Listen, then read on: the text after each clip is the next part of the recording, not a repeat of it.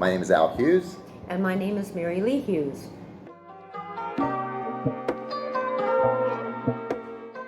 I think I'm particularly proud of some of the people that I've actually mentored through the years, and it's very gratifying to see how successful they've become when many of them had no confidence in their ability to be successful. And I could see it, but they couldn't see it. And so it was very gratifying to see that little light bulb go on in their life. And what I'm most proud of, it's a personal thing, is that I got my master's degree in English literature. And I was in high school, we were on the workers track. We were not college bound. My sister and I were the first in our family to get college degrees. And I went to college when I was 25. I worked full time while I was going to school, and I did my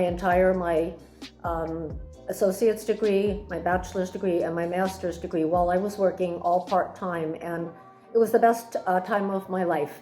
I love to learn, and I love to be around people, and I love to do new things, so that's the thing that I personally am most proud of.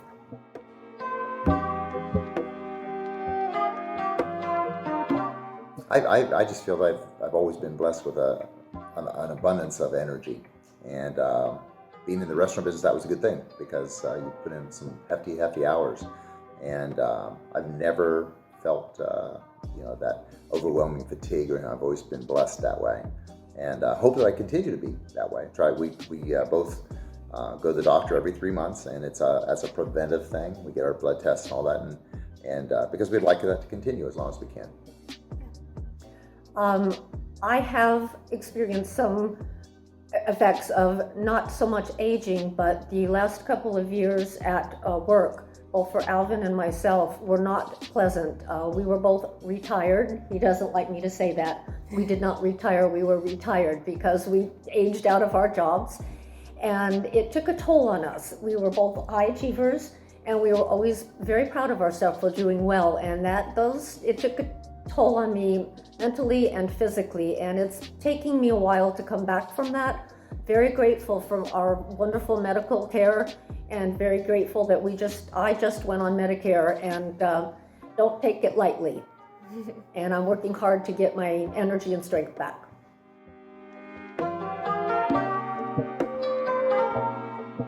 I hope that people, and I believe they do, I think people see me as an affirming type of person, someone who's positive.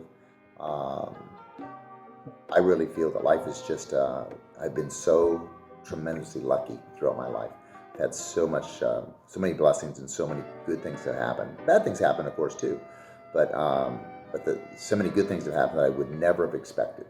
And I try to project that to people that I meet and try to encourage them, because I think we all have that capability.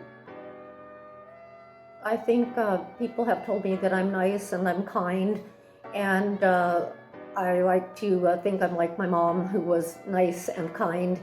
And I also think they perceive me as a very open person that they feel comfortable talking to. I'm not judgmental at all.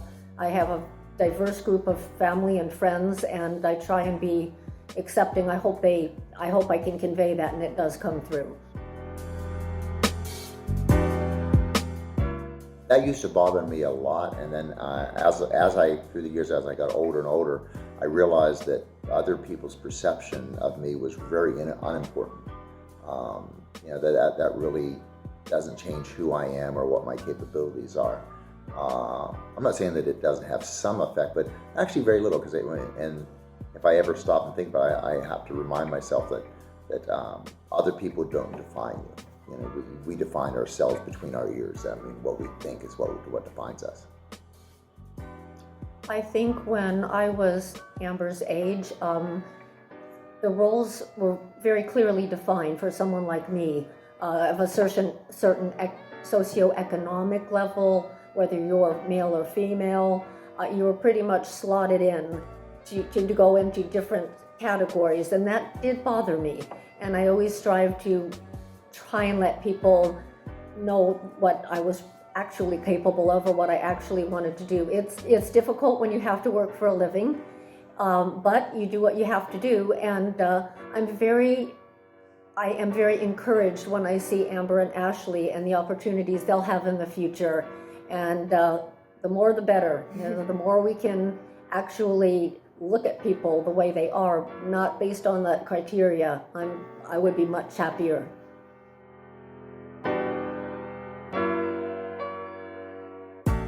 It's interesting.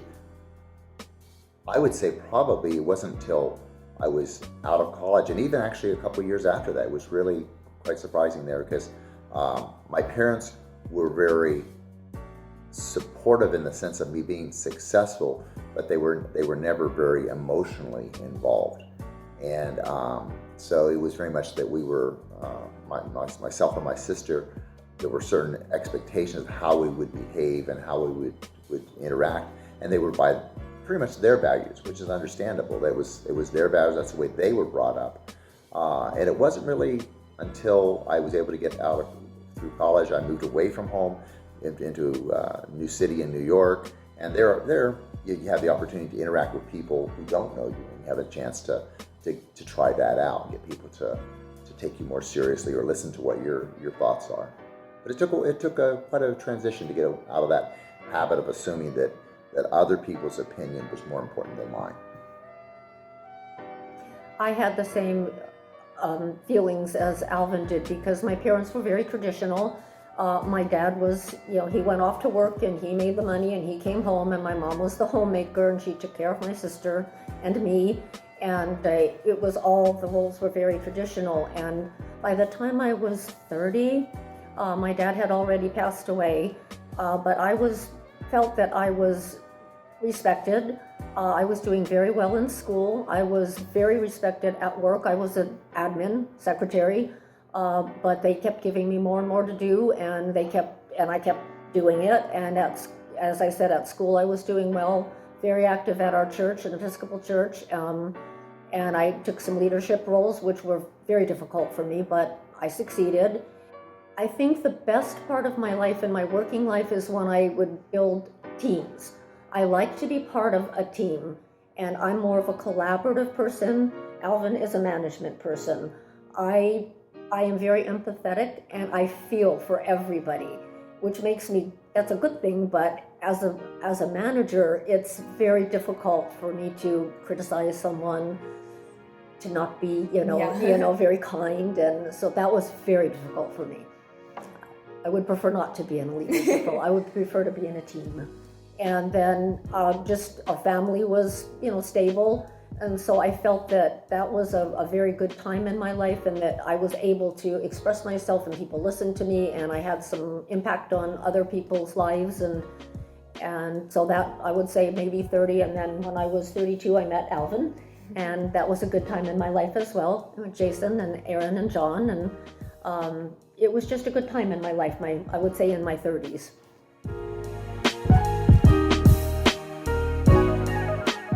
Oh, I think absolutely. I observed that in my career, for decades, and I think it's still there. It's just that people don't speak it as clearly. It's because it's politically incorrect, but it is still there. So I think people treat people differently based on their appearance. Their weight, either thin or heavy, or their height. It always amuses me, and always has. People, it is a reality in many things that people do. As simple as people who are taller tend to get promoted to leadership positions, and which makes absolutely no sense whatsoever. Yeah. They're just tall, but people for some reason assume that there's some people who have a bias there, that somehow they're more leadership quality. So it always fascinated me on that. But I think race, definitely, it's the big unspoken thing. That's a big issue. People, think about how many companies, the tremendous lengths that they go through to basically cover themselves to show no bias. So to me, that indicates that there is that that they know that there's that bias because they go to so much care to make sure that it's not evident, artificially covering that. So it's definitely there. Ageism is there, but yeah, it's accents, people's accent. People pick up dialects and they assume that someone is smarter than another person just based on their dialect. So I would add, I would agree with Alvin totally. I would add weight if you're overweight or underweight. Just things that are out of your control. Obviously, we are both white, Caucasian, and I didn't experience racial discrimination. I did experience, based on my sex, being a female. When I interviewed back in the day, I was asked, you're not going to get pregnant, are you? Because the last girl we had, girl we had, I was 32 or something, Oh my God. The last girl, we had got pregnant, and, we don't want to lose them. Things like that. They don't do that anymore, but there is an inherent bias because they need the person there. It's not their, and they don't want to lose the person. The other thing that, the most discrimination I personally, experienced when I was in elementary school. I was with people of my own socioeconomic class, and when I went to junior high, it was the upper crust, and there was extreme, I don't know what to say, wealth versus not, you were the working class, they used to call it blue collar. My family was blue collar, and then there were the professionals, and that was very limiting for all of us. We were slotted into certain careers. You were in the secretarial track, you were not on the college track in high school. So that was, and then the third thing is the age discrimination. I noticed that when we got to be 55, 60, he had more time than I did, but it's like you're invisible. Nobody markets to you, nobody talks to you. You can go to certain restaurants where they are very friendly to you, but you just fall off the map. That was shocking to me because I'm the same person I always have been. Obviously I have wrinkles, but that was an eye-opener. I talked to Alvin about it. I think it's just that our culture, the skills that I had when I was your age, Amber, are gone. I mean, the job I did for almost 40 years is no longer there. I was, an administrator, a secretary, an executive secretary. Now they have an executive assistant, but that role is computer literate beyond my capabilities. I mean, and the skills that they want people who are fast and quick, and I'm not anymore, so I think it's legitimate. I mean, everything now in the business world is fast and, profit, and when profit margin is very thin, and they really can't afford to take somebody. I'm concerned. My sister was in an accident and was partially disabled. They would not hire her now for anything, and, she was smarter than me, but at that time there were things that she could do. Now I can't imagine someone taking a chance on hiring her. The liability too, that's the other thing.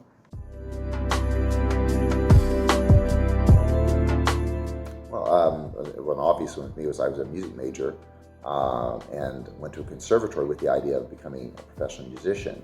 But then moving to New York to pursue that, I quickly realized it's very expensive, and that's not a lucrative position.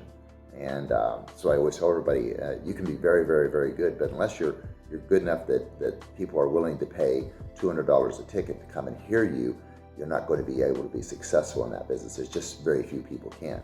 So I decided very early on, and I started to have a family too. I realized it wasn't just me. I had to take that responsibility. So that's when I went into the restaurant business, and yeah, it was a good move for me. It was a good career for me. I met a lot of great people. So that was, it's a big turning point. So now I'm retired. I'm kind of exploring that whole side again, getting back into the music. I had two turning points. One was when I finished my master's degree. I had planned on going on for a PhD because I just loved to study. I've always loved school, but it just wasn't viable at the time. I am a working class person, and none of my family had a lot of money to give me an endowment or something, and I thought, maybe I should have taken the chance, but I'm very glad I didn't. That probably wouldn't have been a good move for me because the higher education is very political and very structured, and I don't think I would have fit in with that environment. And I'm very grateful that I kept working and we were able to save money, thank God, because for now it was the right decision for me at the time, and I had a good career. I really did, and I'm very grateful for all the people I met and still in touch with many of them. The other, I think, was I did not realize how fast it would come to be, retired. And you think you're prepared and you have a plan that you're going to retire and maybe take a part-time job, but it happens. You have to kind of roll with the punches. And I'm very grateful for my life right now. Have no complaints.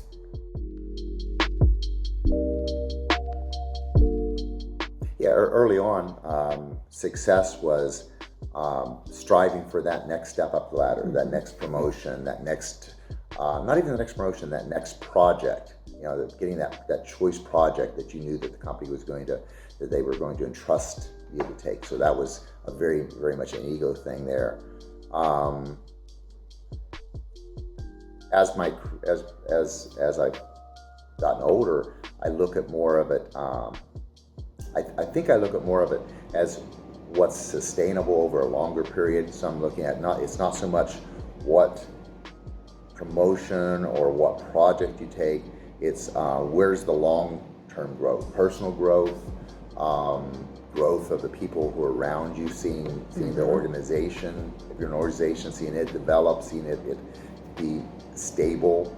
So I think that's part of it. As I've gotten older, I've been more interested in stability rather than this instant accomplishment. That's what I see accomplishment is like that things are stable, and I see that as success, that you have that kind of sure thing feeling.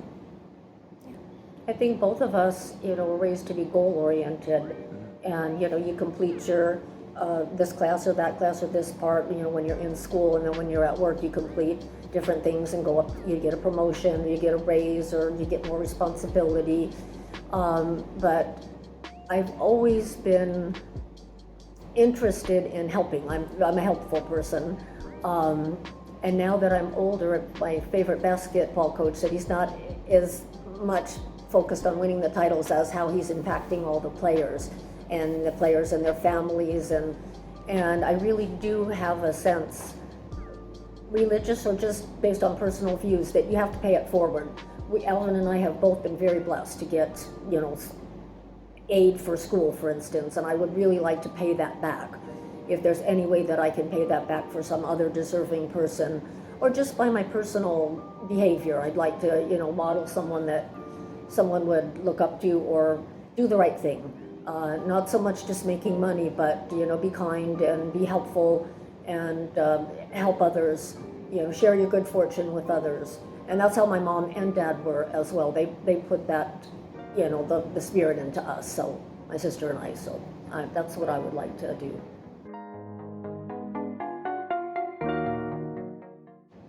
I think just be yourself, and everybody has inside things that are important to them. Everybody's unique, and just celebrate that. Celebrate what makes you you and what makes you unique, and if you do that, you will definitely be able to go far. Alvin? I think one of the biggest things I'd give advice to people is never let anyone else limit you. Never let someone else define you're not going to be good enough to do that, or you're not going to be able to do that.